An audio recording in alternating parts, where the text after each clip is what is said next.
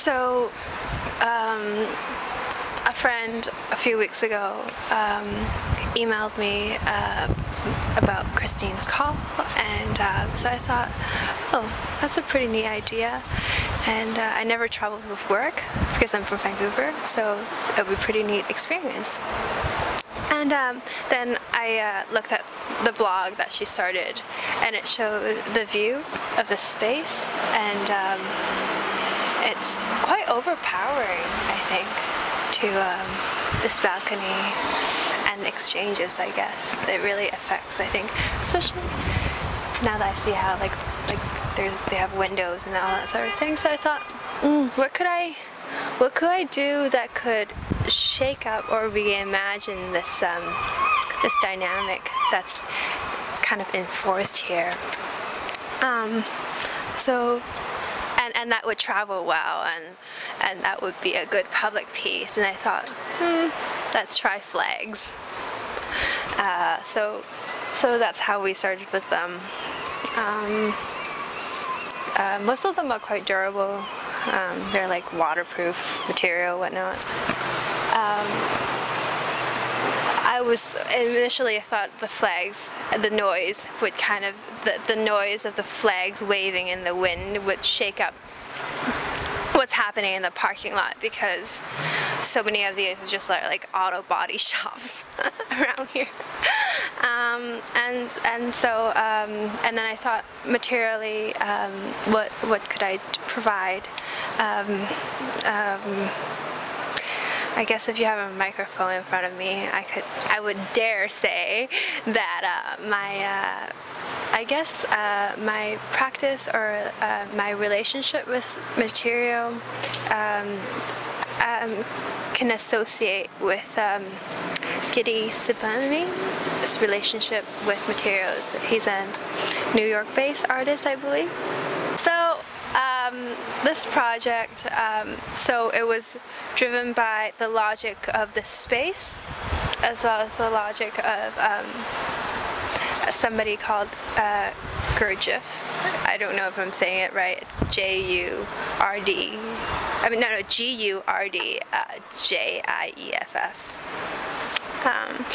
He's like a Eastern European spiritual teacher, born in the late 19th century and died in, I believe, the 60s or the 70s, so he's not around anymore. So whatever he says has not actually been documented by him, but been documented by his students, so it's really representations of his thoughts. So it's been diluted and rearranged and whatnot, probably. Even if they believe it's authentic, it's hard to say so, right? So anyhow, I found out about him, and I figured, okay, he has this idea about self-remembering, which is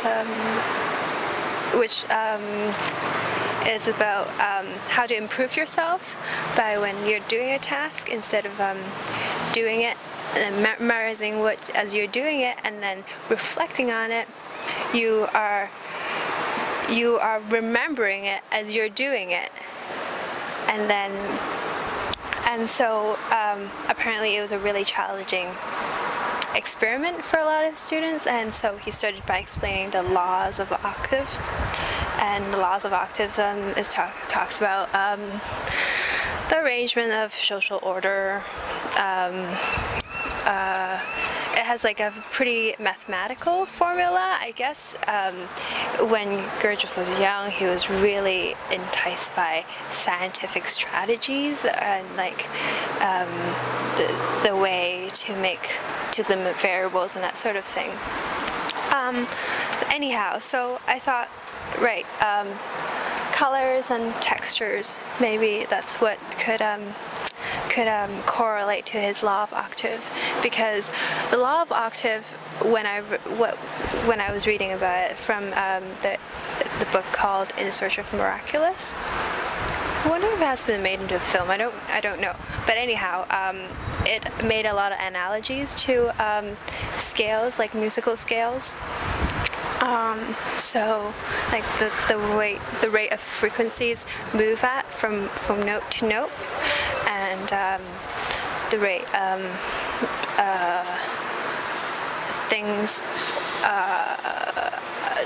derive from one subject into another object, and then so forth, that sort of thing.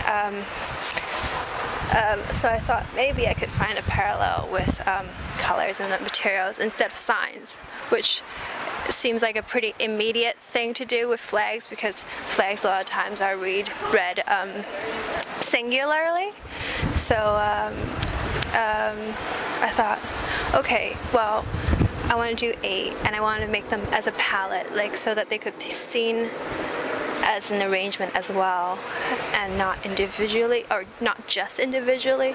And so I also had to limit my variables and pick certain colors and try to make shocks of my own. He used the word shock a lot when he describes the law of octave. So ta-da! Why the bird feeder?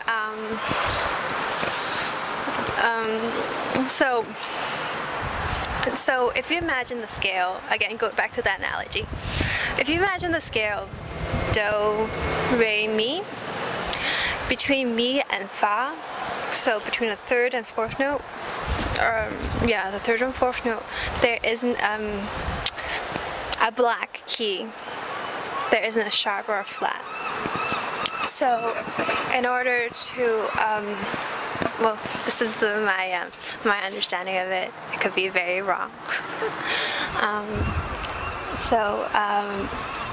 In order for the frequency to go on legitimately, it has to bring in a new shock element. And so I thought the new shock element could be another life. And so I really do hope birds come by and visit and get to know this space that's not completely alienating. I'm sure this place is a very friendly place. Yeah. And I also thought maybe do and fa have fairly close relationships, because the first two scales you learn seems like the C major and the F major scale, and so I thought if they both have some sort of solidarity in them, then